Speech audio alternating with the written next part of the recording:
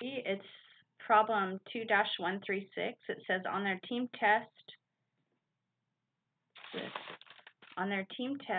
Sarah, Raymond, and Hannah and Aiden are given this y equals 4x squared minus 24x plus 7 to change into graphing form.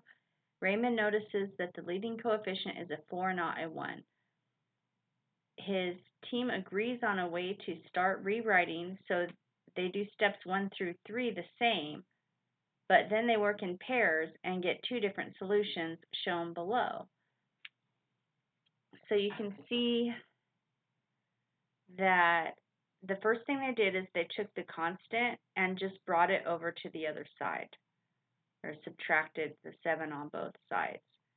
And then they agreed to factor out that 4 from the x squared. And then here's where it gets different. We know to complete the square right here, we'd have to take half of the x's. So we'd have to take 3 of these and square it. So 3 squared is 9.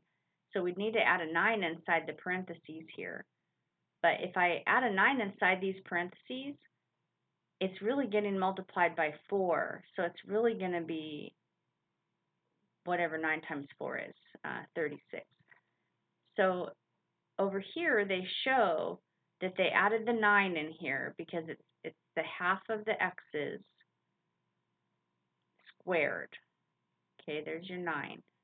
And then they also added the 9 over here, but they remembered to multiply it by this 4.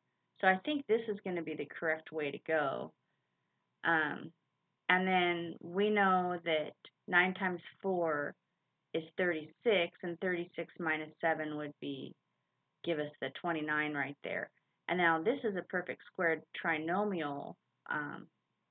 X squared minus 6x plus 9 is a perfect square.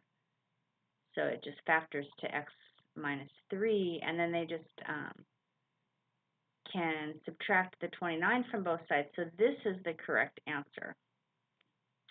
This one, they made the mistake of they added a 9 in here and they added a 9 over here, but they just didn't pay attention to the fact that this 4 is multiplying everything inside here. So really, if you put a 9 in there, you're adding a total of 36 to this side, so you better add a 36 to the other side. So that is the problem. So this side over here, it's Raymond and Hannah who are correct.